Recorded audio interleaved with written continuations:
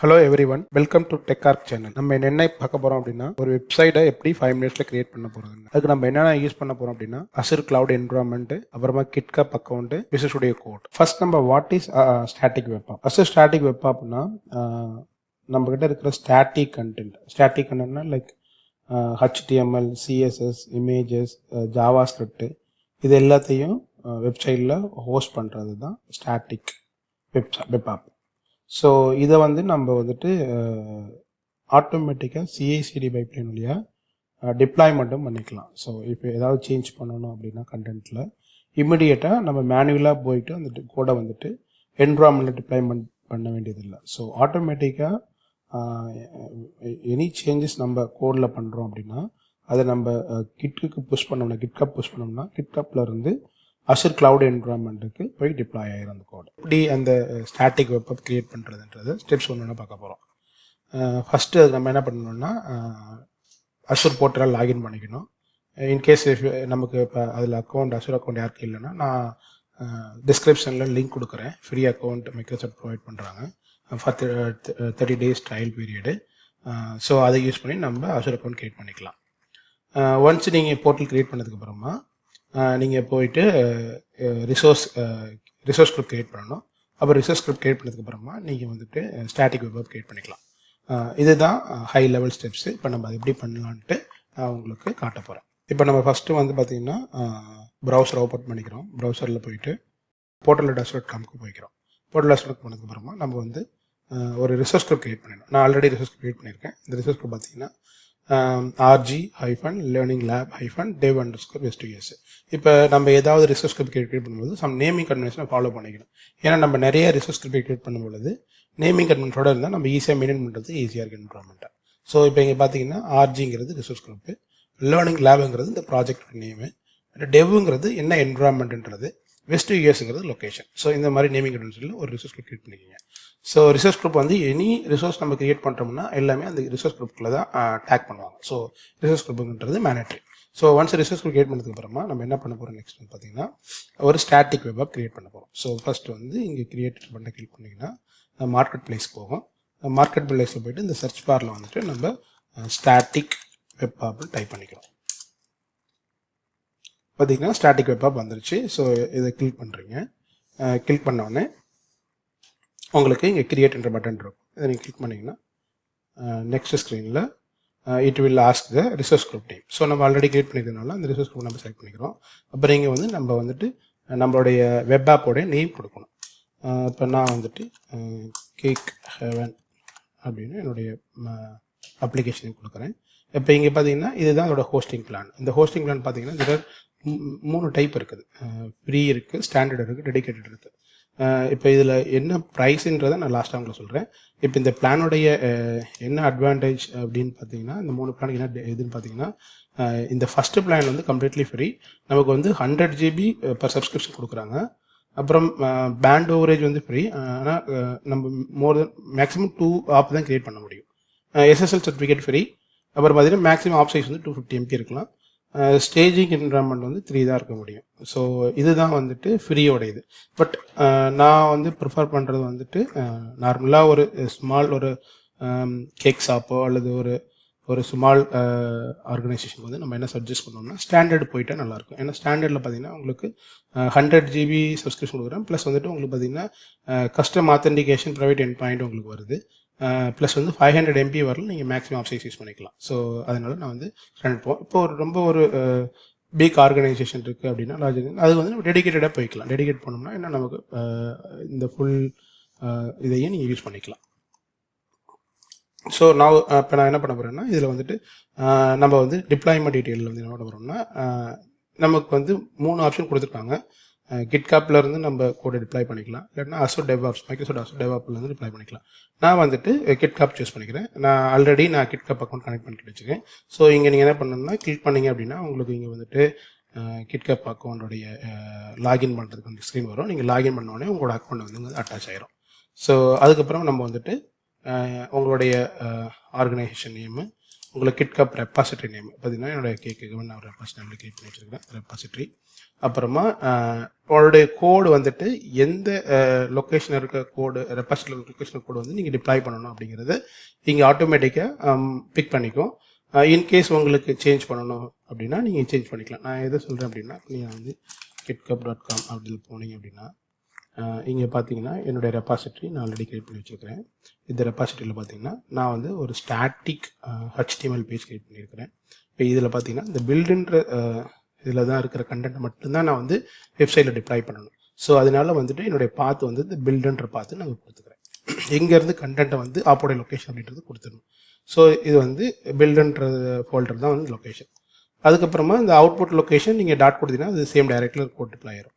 So இதுதான் நம்ம வந்துட்டு இந்த கோடை வந்துட்டு இந்த வெப்சைட்டுக்குள்ளார ஆட்டோமேட்டிக்காக டிப்ளாய் பண்ணுறதுக்கான கான்ஃபிகரேஷன் கிட்கப் ஒர்க்ஃப்ளோ ஃபைல்ஸ். ஓகேங்களா?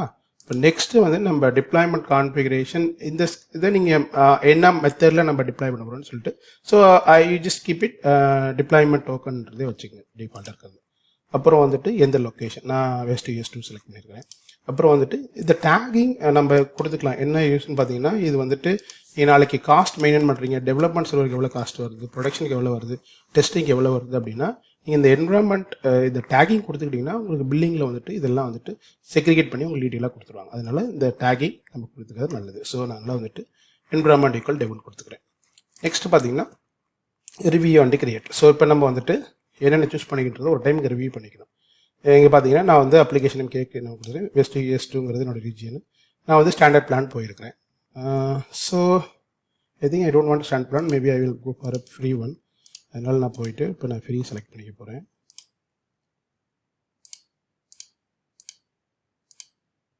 ஓகே, நான் ஃப்ரீ செலக்ட் பண்ணிட்டேன். So free plan. அப்புறமா வந்து எந்த ரெப்பாசிட்டரி லொக்கேஷனோட கிட்கப் லொக்கேஷனு, அப்புறம் என்ன பிரான்ச்லேருந்து கோட் டிப்ளாய் பண்ணுறோம் மெயின் பிரான்ச்லேருந்து, அப்புறமா எந்த ஆப் லொக்கேஷன் இதெல்லாம் செலக்ட் பண்ணிவிட்டு தென் ஃபைனலாக நம்ம கிரியேட் கொடுத்துட வேண்டியதான். இப்போ பார்த்தீங்கன்னா கோடு வந்து கிரியேட் ஆகுது. இங்கே கிரியேட் ஆகும் பொழுது நம்ம இப்போ இங்கே போய் பார்த்தோம்னா நமக்கு வந்து ஒர்க்ஃப்ளோ ஃபைல் வந்து கிரியேட் ஆகிடும். இந்த ஆக்ஷனில் பார்த்தீங்கன்னா ஸோ இந்த ஒர்க்ஃப்ளோ ஃபைல் ஆட்டோமேட்டிக் கிரியேட் ஆகிடுச்சு. இப்போ வந்து நம்ம கோடு வந்துட்டு கிட்கப்லேருந்து அஷூர் கிளவுட் என்வரான்மெண்ட்டுக்கு டிப்ளாய் ஆகிட்டு ஆட்டோமேட்டிக்காக. நம்ம எதுவுமே பண்ணலை. ஆக்சுவலாக நம்ம ஜஸ்ட்டு நம்ம அந்த ரெப்பாசிட்டரி லொக்கேஷன் லிங்க் மட்டும் தான் பண்ணணும். ஆட்டோமேட்டிக்காக பார்த்தீங்கன்னா இந்த கோடு வந்துட்டு அஷூர் கிளவுட் என்வரான்மெண்ட்டில் இருக்கிற வெப்சைட்டுக்கு டிப்ளாய் ஆகுது. ஸோ ஒன்ஸ் இந்த டிப்ளாய்மெண்ட் முடிஞ்ச உடனே சக்ஸஸ் ஆகிடுச்சுன்னா நம்மளுடைய வெப்சைட் ரெடி ஆகிடும்.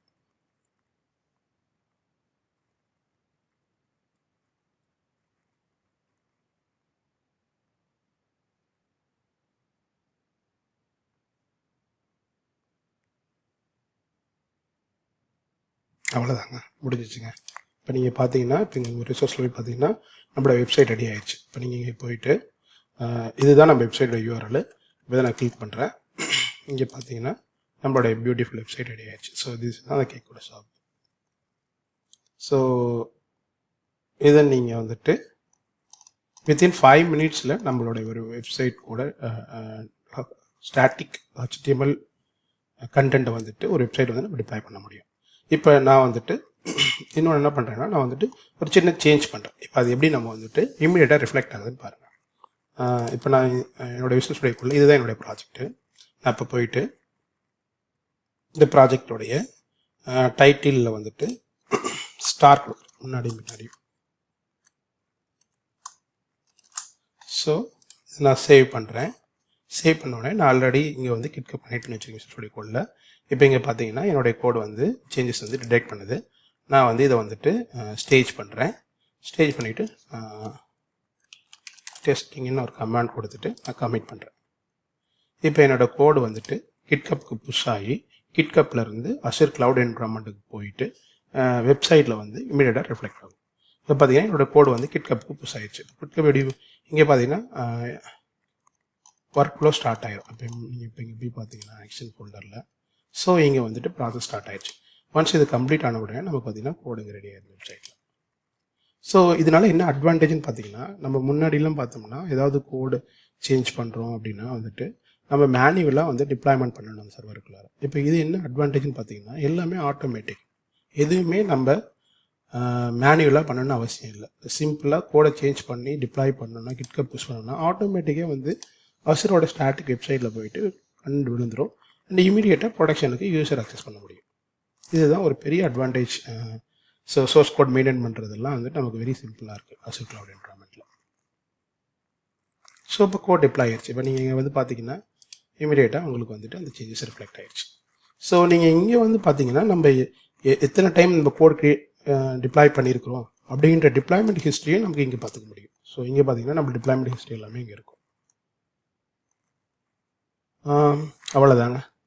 இதுதான் நம்ம ஒரு வெப்சைட்டை எப்படி க்ரியேட் பண்ணி இங்கே டிப்ளாய்மெண்ட் அஷர் கிளவுடுக்குள்ள டிப்ளாய் பண்ணுறதுன்றது ஓவரால் ஸ்டெப்ஸு.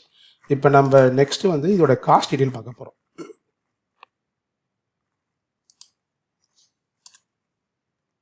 இது தாங்க சாம்பிள் வெப்சைட்டு. இப்போ இந்த வெப்சைட் பார்த்தீங்கன்னா மொபைலில் இந்த மாதிரி மொபைல் வியூ, இது ரெஸ்பான்சிவ் வெப்சைட் கிரியேட் பண்ணியிருக்கிறேன். ஸோ இதில் பார்த்தீங்கன்னா இது வந்து டெஸ்க்டாப் வியூ, இது வந்து மொபைல் வியூ. ஸோ நம்ம ஒரு ரெஸ்பான்சிவ் வெப்சைட் வந்துட்டு வித்தின் 5 minutes நம்ம கிரியேட் பண்ணி மேக்ஸிமம் ஃப்ரீ ஆஃப் காஸ்ட்டில் நம்ம அஷர் கிளவுடில் கோஸ்ட் பண்ணிக்கலாம். இப்போ இதோட காஸ்ட் டீட்டெயில் பார்த்தீங்கன்னா இது வந்து free dryer, maybe only 30 days தான் வேலிட்டு. ஸோ அதுக்கப்புறம் நம்ம அந்த ரிசோர்ஸ்க்கு ஏதாவது பேசிக் பே பண்ணுற மாதிரி இருக்கும். பட் இது ஸ்டாண்டர்ட் ட்ரையர் போனீங்கன்னா நீங்கள் வந்துட்டு மாதம் வந்து ஒரு 778 ரூபா வரலாம் பே பண்ணுற மாதிரி இருக்கும். அப்புறம் இதோட இன்னொரு அடிஷ்னல் காஸ்ட்டு நீங்கள் பர்ச்சேஸ் பண்ணுற கஸ்டம் டொமைனு. ஸோ அதுக்கான காஸ்ட்டு இதில் ஆட் ஆகும். ஸோ அரௌண்ட் பார்த்தீங்கன்னா ஒரு 1000-1500க்குள்ளார உங்களால் ஒரு ஸ்டாண்டர்ட் வெப்சைட் ரன் பண்ண முடியும்.